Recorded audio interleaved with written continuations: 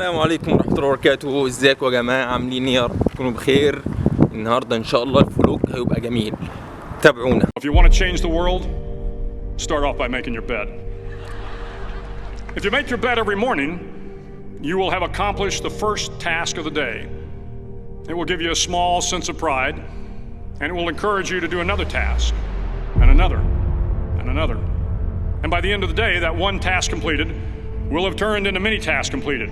اصعب حاجه هنا لما تكون لوحدك وحابب تصور، انت بتحط الكاميرا او الموبايل وبعد كده بتحاول بقى تظبط ايه الوضعيه، وتيجي مره وتيجي الثانيه لحد ما تظبط معاك.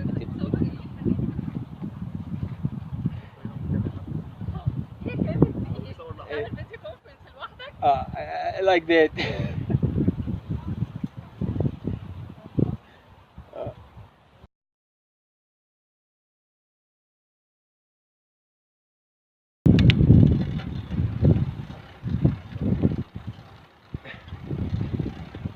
عجلة تخوف، عجلة تخوف جدا، تحس انها من يستر.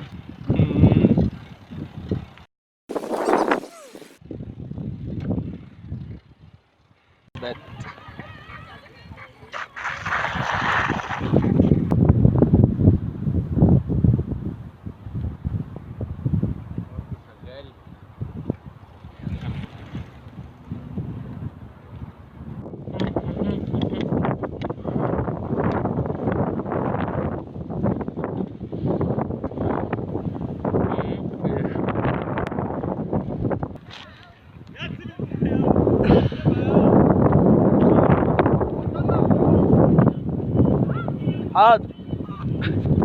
الحمد لله خلصنا حديقة الدراجات اهو. حديقة الدراجات دي في مدينة المستقبل. لا بس كانت جميلة صراحة، الفيو جوه تحفة، وغير كده في طبعا مساحة خضراء، احنا قعدنا نمشي بالعجلة قد كده. بيج لايف. Hello guys, how are you today? النهارده we are going to إسماعيلية، إن شاء الله يبقى يوم جميل ويبقى فلوج جميل، تابعونا. Reinforce the fact that the little things in life matter. If you can't do the little things right, you'll never be able to do the big things right. And if by chance you have a miserable day, you will come home to a bed that is made, that you made. And a made bed gives you encouragement that tomorrow will be better. To pass SEAL training, there are a series of long swims that must be completed. One is the night swim.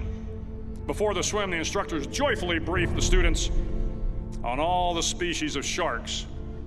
طبعا احنا عندنا بقى لون الشجر ده والكلام ده، فاهم؟ حلو قوي. الإسماعيلية مشهورة بقى بالحتة دي.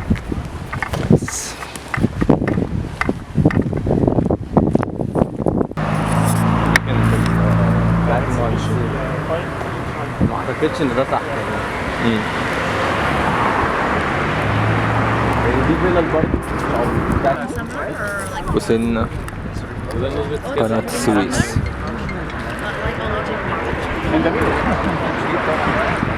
فاكر معلومات كتير ان اللي عمله من جوه هو اللي عمل فترات هو رهيب ويرجع لوحده. الشغل اللي كده كله صح، هو اللي نفس هو اللي عامله، هو نفس اللي عمله. صورهم كلها لما كان التصوير بقى والدنيا عادي. ثبت الشجره. But you were also taught that if a shark begins to circle your position, stand your ground. Do not swim away. Do not act afraid. And if the shark, hungry for a midnight snack, darts towards you, then summons up all your strength and punch him in the snout, and he will turn and swim away. There are a lot of sharks in the world. If you hope to complete the swim, you will have to deal with them.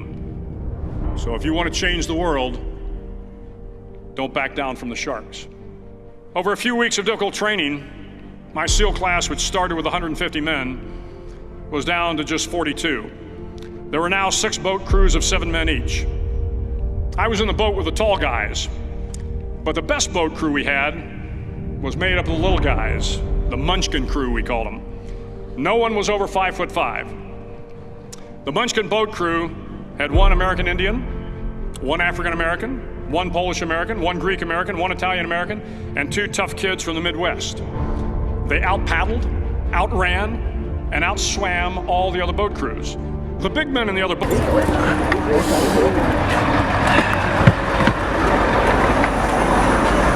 مطعم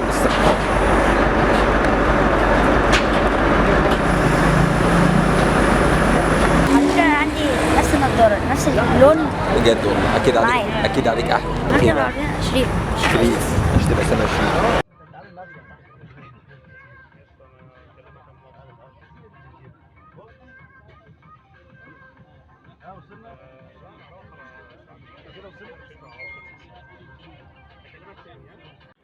القمر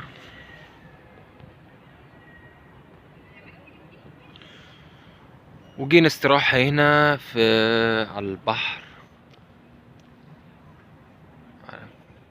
بحر الإسماعيلية. استراحة جميلة وهادية على آخر اليوم كده، نقعد فيه نريلاكس فيه شوية. حلوة نريلاكس دي لا بس جميلة جدا جدا جدا.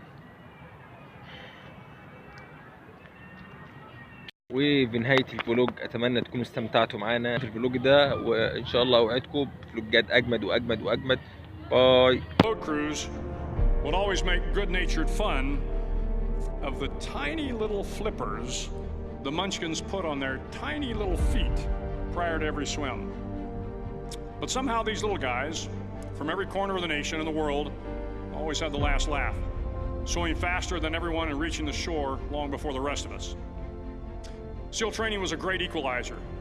Nothing mattered but your will to succeed, not your color, not your ethnic background, not your education, not your social status. If you want to change the world, measure a person by the size of their heart, not by the size of their flippers. One voice became 2, and 2 became 3, and before long, everyone in the class was singing. The instructors threatened us with more time in the mud if we kept up the singing, but the singing persisted. And somehow the mud seemed a little warmer, and the wind a little tamer, and the dawn not so far away. If I have learned anything in my time traveling the world, it is the power of hope. The power of one person, a Washington, a Lincoln, King, Mandela, and even a young girl from Pakistan, Malala. One person can change the world by giving people hope. So if you want to change the world, start each day with a task completed. Find someone to help you through life. Respect everyone. Know that life is not fair, but if you take some risks, step up when the times are the toughest, face down the bullies, lift up the downtrodden, and never ever give up. If you do these things, the next generation and the generations that follow will live in a world far better than the one we have today. And what started here will indeed have changed the world for the better.